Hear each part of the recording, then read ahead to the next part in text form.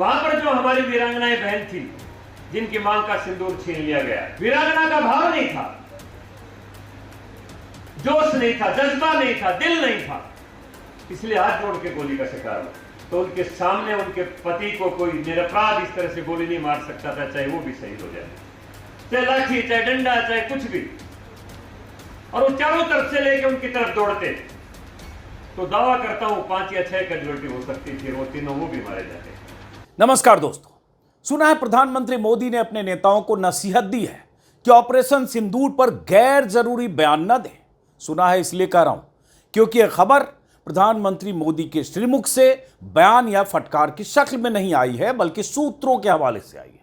सूत्रों ने पत्रकारों के कान में यह खबर फूंकी है और सूत्रों के हवाले से यह खबर अखबारों में छपी है और चैनलों पर चल रही है। सूत्रों के मुताबिक कहा गया है कि एनडीए शासित राज्यों के मुख्यमंत्रियों की बैठक में मोदी जी ने पार्टी नेताओं को सख्त चेतावनी देते हुए गैर जरूरी बयानों से बचने और संयमित भाषा का इस्तेमाल करने को कहा है।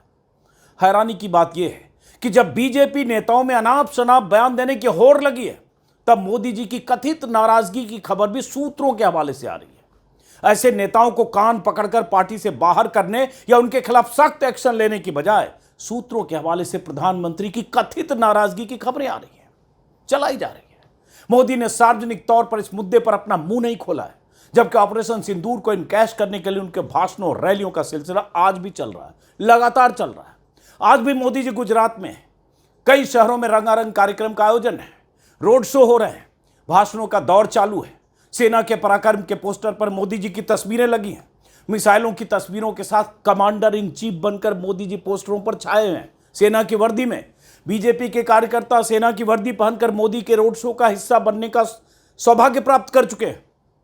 कुल मिलाकर ऑपरेशन सिंदूर को सियासी तौर पर इनकैश करने के पूरे इंतजाम किए। चैनलों पर दिन भर के लिए हेवी डोज आपको मिलता रहेगा। मोदी जी की तरफ से आप सबके लिए ऐसा इंतजाम कर दिया गया है कि रात को सोने से पहले भी चैनलों पर मोदी मोदी मोदी सुनकर और देखकर नींद की आगोश में आप समा सकते हैं। मोदी की महिमा मंडन में जुटे चैनल मोदी जी से यह नहीं पूछ रहे कि बीजेपी के बेलगाम नेताओं के खिलाफ कार्रवाई क्यों नहीं हो रही है, मोदी जी इस पर कुछ बोल क्यों नहीं रहे। डायलॉगबाजी इतनी हो रही है, लेकिन उन नेताओं के बयानों पर मोदी जी की तरफ से कुछ भी अधिकृत तौर पर क्यों नहीं कहा गया है। पहले कर्नल सोफिया कुरैशी, फिर सेना और अब पहलगाम की पीड़िताओं के अपमान पर मोदी की तरफ से कोई बयान नहीं आया है। ऐसे में कार्रवाई तो भूल ही जाइए। ये कोई अली खान महमूदाबाद तो है नहीं, कोई मुस्लिम प्रोफेसर तो है नहीं कि बिना कसूर के ही पुलिस तुरंत उठाकर पकड़कर सलाखों के पीछे भेज देगी। उससे पहले दनादन उनके खिलाफ 2 एफआईआर दर्ज हो जाएगी। उसके लिए अली खान महमूदाबाद होना जरूरी है। ये तो बीजेपी के चेहरे। बीजेपी मंत्री विजय शाह और एमपी के उप मुख्यमंत्री जगदीश देवरा के बाद राज्यसभा सदस्य रामचंद्र जांगड़ा ने पहलगाम में मारे गए लोगों की पत्नियों के बारे में निहायत ही बेहुदा बयान दिया है। ऐसा बयान जिसे किसी भी सूरत में माफ नहीं किया जा सकता। जांगड़ा ने कहा कि उन महिलाओं में वीरता का भाव नहीं था, जोश नहीं था, जज्बा नहीं था, वरना उनके सामने उनके पतियों की हत्या नहीं होती। जांगड़ा के मुताबिक इन महिलाओं को लाठी डंडे लेकर उन आतंकियों से मुकाबला करना चाहिए था, भले ही वो शहीद हो जाती। ऐसे बयान के बाद नाक रगड़कर माफी मांगने की बजाय हरियाणा के इस बीजेपी सांसद ने अपनी बात को ही दोहराया कि मैंने तो कुछ गलत कहा ही नहीं, इन सबको तो ट्रेनिंग लेनी चाहिए थी, वरना और तब ये नौबत नहीं आती। कल दिन भर ये खबर ट्रेंड करती रही। सांसद का ये बेहुदा और अपमानजनक बयान वायरल होता रहा। जो भी सुन रहा है वो यही मान रहा है कि इस बीजेपी सांसद ने उन माताओं, बेटियों और बहनों का अपमान किया है जिनके सामने उनके पतियों को गोली मार दी गई। उनके घरों में आज भी मातम पसरा होगा और यह आदमी कह रहा है कि उन महिलाओं को आतंकियों से मुकाबला करना चाहिए था, लड़ना चाहिए था और लड़ते हुए शहीद होना चाहिए था। उन आतंकियों से जिनके पास AK-47 और अत्याधुनिक हथियार थे। ऐसा बयान देने वाले सांसद के लिए मोदी जी की कोई नसीहत सार्वजनिक तौर पर नहीं आई है। चेतावनी तो भूल ही जाइए, एक्शन तो भूल ही जाइए, सूत्रों के हवाले से आई है। मैं चाहता हूं कि एक बार फिर से आप बीजेपी सांसद जांगड़ा का बयान सुनिए और सोचिए कि उन्होंने पहलगाम की पीड़िताओं का कितना बड़ा अपमान किया है। अगर उन्होंने अहिल्याबाई का इतिहास पढ़ा होता तो उनके सामने उनके पति को कोई निरपराध इस तरह से गोली नहीं मार सकता था, चाहे वो भी शहीद हो जाए। वीरांगना का भाव नहीं था, जोश नहीं था, जज्बा नहीं था, दिल नहीं था, इसलिए हाथ जोड़ के गोली का शिकार हुआ। इसीलिए ये संग्राम का इतिहास पढ़ाने की परंपरा भारत देश में 2014 के बाद हमारे यशस्वी प्रधानमंत्री ने शुरू की, ताकि हमारे देश की हर नारी, उसके अंदर अहिल्याबाई का जज्बा, उसके अंदर झांसी की वीर रानी का जज्बा, अगर वो धर्म के ऊपर चले तो वो सावित्री बने, मदालसा बने। मुझे समझ में नहीं आ रहा कि इस आदमी के बयान पर अपना माथा पीटूं या इन्हें लानतें भेजूं या चुप रहूं या लगातार प्रतिवाद के तौर पर वीडियो में अपनी बात कहता रहूं। क्या बोल रहे हैं ये? क्या मिसालें दे रहे हैं? इनके हिसाब से पहलगाम की पीड़िताओं को वहां झांसी की रानी और अहिल्याबाई होलकर की तरह लड़ना चाहिए था। क्या तुलना की है इन्होंने? पहलगाम की बायसरन घाटी जंग का मैदान था क्या, जहां दोनों तरफ से सेनाएं आमने सामने थी? घोड़े पर सवार अपनी सेना और सिपाहसालारों के साथ झांसी की रानी और अहिल्याबाई और सामने दुश्मन की सेना। क्या ऐसे हालात थे वहां बायसरन घाटी में? वो माताएं, बेटियां और बहनें, पत्नियां वहां युद्ध के मैदान में दुश्मनों से मुकाबले के लिए गई थी क्या, या अपने परिवार के साथ छुट्टियां मनाने गई थी? सेना के लेफ्टिनेंट विनय नरवाल अपनी पत्नी हिमांशी नरवाल के साथ शादी के महज एक सप्ताह बाद हनीमून मनाने गए थे। ऐसे ही कई जोड़े वहां गए थे। कुछ और परिवार गए थे, 1,500 से 2,000 लोग थे। सबकी तस्वीरें और कहानियां, और खासतौर से वो 26 लोग जो मारे गए, जिसमें घोड़े वाला भी है, वो 25 लोग जिन्हें नाम पूछकर मार दिया गया, हिंदू होने की वजह से या धार्मिक पहचान की वजह से पूछकर। उनकी पत्नियां और उनके परिवार घूमने गए थे। उनकी कहानियां आ चुकी है। वो लोग जंग के मैदान में उतरने और जंग के मैदान में लड़ने की तैयारी करके नहीं गए थे। फिर इस तरह का बयान और बीजेपी नेताओं की चुप्पी का मतलब क्या है? अगर वहां पर हमारे पिलग्रिम्स, वहां पर हमारे यात्री, अगर वो ट्रेनिंग पास किए हुए होते तो 3 उग्रवादी 26 आदमियों को नहीं मार सकते। जिसके हाथ में जो कुछ भी आता, चाहे लाठी, चाहे डंडा, चाहे कुछ भी, और वो चारों तरफ से लेकर उनकी तरफ दौड़ते, तो दावा करता हूं 5 या 6 कैजुअल्टी हो सकती थी, वो तीनों वो भी मारे जाते। लेकिन हाथ जोड़ने से कोई छोड़ता नहीं। हमारे आदमी वहां पर हाथ जोड़ के मारे गए। जो व्यक्ति मारने के लिए आए हैं, जिनके अंदर दया का भाव नहीं है, हाथ जोड़ने से कैसे माफ कर देंगे? उनका तो अहिल्याबाई की तरह प्रतिकार करना होगा। बीजेपी के सांसद के मुताबिक इन सबको अहिल्याबाई और लक्ष्मीबाई की तरह मुकाबला करना चाहिए। कुछ भी बोल रहा है। इन्होंने यहां तक कह दिया कि अगर पहलगाम गए यात्रियों ने अग्निवीर की ट्रेनिंग ली होती तो 3 उग्रवादी 26 को नहीं मार पाते। इनके हिसाब से अग्निवीर एक ऐसी ट्रेनिंग है जो देश के हर शहर में, हर मोहल्ले में, हर गांव में, हर गली में दी जा रही है। देश के हर नागरिक को दी जा रही है। साथ में हथियार भी दिया जा रहा है ताकि कहीं घूमने जाओ तो ले जाओ, दुश्मन मिल जाए तो मुकाबला करो। क्या बोल रहे हैं सांसद होकर? लॉ मेकर हैं आप। होश हवास में कोई आदमी ऐसी बातें कर सकता है क्या? कल के वीडियो में भी मैंने कहा था कि बायसरन घाटी कई एकड़ में फैला विशाल मैदान है। वहां लाठी, डंडे और भाले नहीं रखे होते हैं कि सब एक एक करके उठाकर दौड़ पड़ते। और अगर ऐसा होता भी तो ऑटोमेटिक हथियारों से लैस होकर आए आतंकी 5 मिनट में, 4 मिनट में अंधाधुंध फायरिंग करके 100-200 लोगों को मार सकते थे। यह कोई जंग का मैदान नहीं था जहां सेनाएं आमने सामने थी कि बिना लड़े और बिना मरे लौटना नहीं है। ऐसी बकवास करने वाले सांसद के खिलाफ सख्त कार्रवाई करने की बजाय सूत्रों के हवाले से कहा जा रहा है कि मोदी जी नाराज हैं और वाणी पर संयम बरतने की नसीहत दी है मोदी जी ने, सूत्रों के हवाले से। यहां भी मोदी जी की जुबान नहीं खुल रही है, यहां सूत्र फेंके जा रहे हैं। क्यों नहीं प्रधानमंत्री मोदी जी इन सब के खिलाफ कार्रवाई करते, एक्शन लेकर सख्त संदेश देते और तब कहते कि ऐसी बातें हम किसी सूरत में बर्दाश्त नहीं करेंगे, और सार्वजनिक तौर पर कहते, मोदी कहते, शाह कहते, नड्डा कहते। किसी ने कुछ बोला है क्या? विजय शाह की कहानी आप देख ही रहे, हाईकोर्ट से लेकर सुप्रीम कोर्ट तक। कुछ हुआ है क्या एक्शन उसके खिलाफ? और उसके बाद ये सांसद, जरा सोचिए, जो घर में वो बहनें, वो माताएं, वो बेटियां बैठी हैं जिन्होंने अपने पतियों को खोया है, उन पर क्या गुजरी होगी इस सांसद के बयान को सुनकर। और उनके और परिजन किस नजर से ये बात सुन रहे होंगे, देख रहे होंगे, सोच रहे होंगे।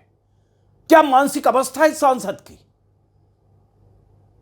और इतना ही नहीं, यह सांसद इस बयान देने के बाद जो इन्होंने अहिल्याबाई होलकर की स्मृति सभा में बोला, इन्होंने उसके बाद भिवानी में ने बोला, हरियाणा में, उसके बाद दोबारा यह सांसद कह चुके हैं कि जो उन्होंने कहा वो ठीक है, यानी सोच समझ कर कहा। यह कोई स्लिप ऑफ टंग नहीं है।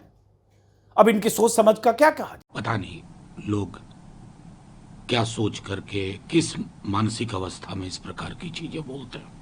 अब आप उन साहब से पूछिए ना जो राहुल गांधी जी को रिडिक्यूल कर रहे थे, ये बयान उनके समक्ष रखिए, ये बयान प्रधानमंत्री जी के समक्ष रखिए, ये बयान गृह मंत्री जी के समक्ष रखिए, ये बयान रक्षा मंत्री जी के समक्ष रखिए।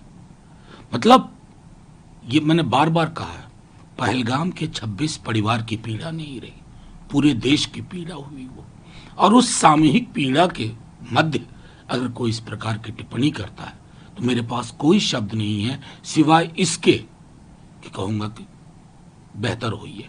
बीजेपी ने मान लो इस देश की आधी आबादी का अपमान करने का, उनका तिरस्कार करने की, उनकी बेइज्जती करने का, उनके खिलाफ गंदी भोंडी भद्दी बातें बोलने का बीड़ा उठा लिया है। कल बीजेपी के राज्यसभा सांसद रामचंद्र जांगड़ा ने एक इतनी घटिया बात कही, और वो भी उन वीरांगनाओं के खिलाफ जिन्होंने अपनी पूरी दुनिया पहलगाम में उजड़ते हुए देखी।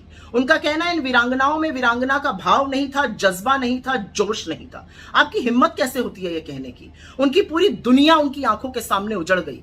नृशंस आतंकवादियों ने उनके पति की, उनके बेटों की, उनके भाइयों की हत्या कर दी, और आप अपनी सुरक्षा चूक का, अपनी इंटेलिजेंस फेलियर का ठीकरा अब उन वीरांगनाओं के मत्थे मढ़ रहे हैं। उनके सिर पर यह ठीकरा फोड़ा जा रहा है।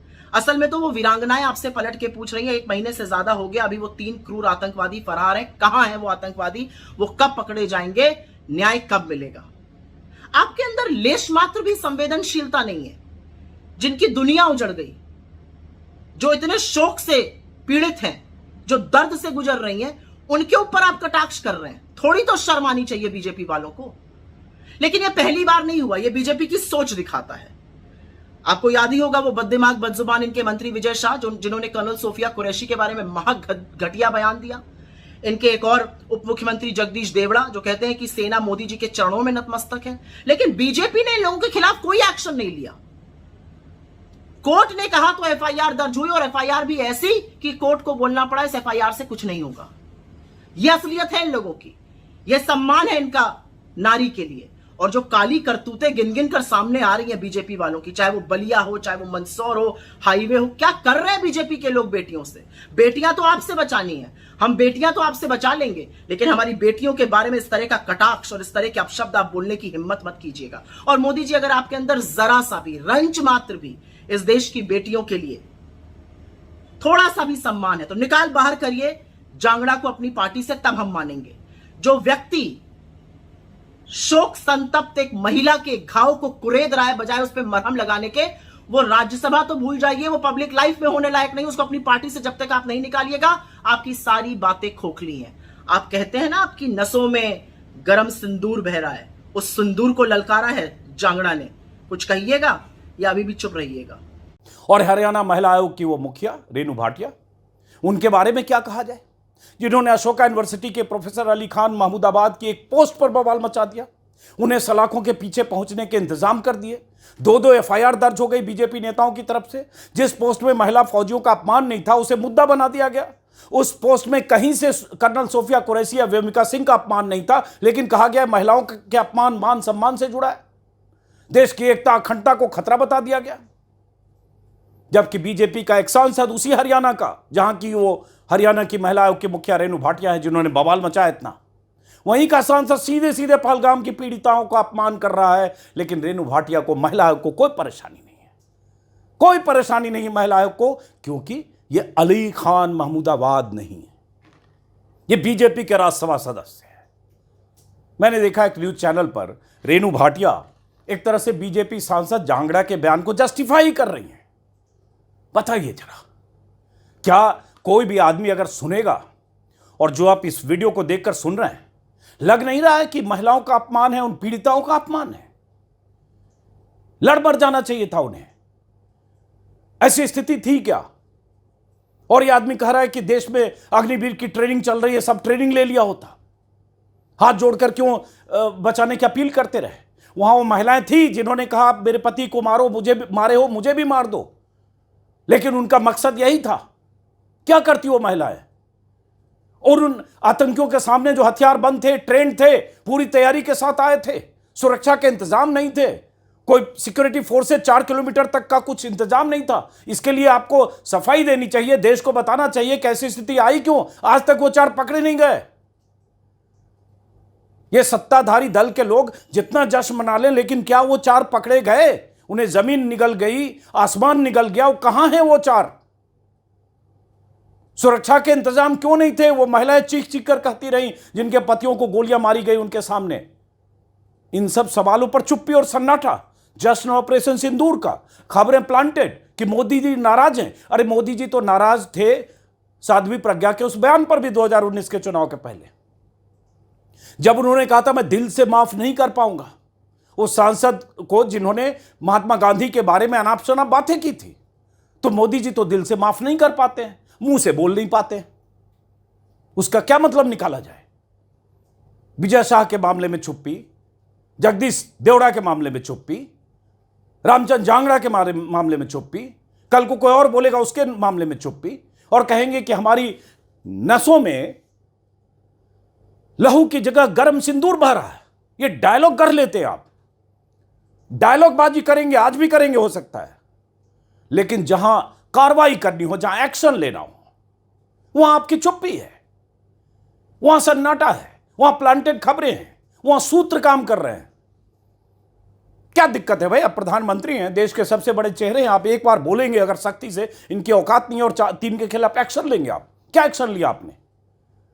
क्या सबूत चाहिए आपको? वीडियो है, वीडियो बयान है, और वो आदमी दोबारा कह रहा, रामचंद्र जांगड़ा दोबारा कह रहे हैं। कोई नवेले ऐरे गहरे नत्थू खैरे नहीं है, कोई फ्रिंज एलिमेंट भी नहीं है। वो लॉ मेकर है, अपर हाउस के सांसद है, चुने हुए बीजेपी की तरफ से। लेकिन मोदी जी की चुप्पी, चैनलों की तरफ से कोई सवाल नहीं।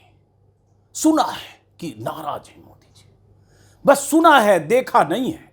उस नाराजगी की कोई तस्वीर, बयान, कुछ भी एक्शन, कुछ भी नहीं है। सुना है और खबर छप गई, चैनलों पर चलने लगी, ब्रेकिंग न्यूज हेडलाइन, मोदी नाराज। और फिर 2-4 दिन बाद फिर कोई बोलेगा, क्योंकि अभी तो चुनाव होना है। अक्टूबर नवंबर में बिहार चुनाव है, अगले साल फरवरी मार्च में बंगाल चुनाव।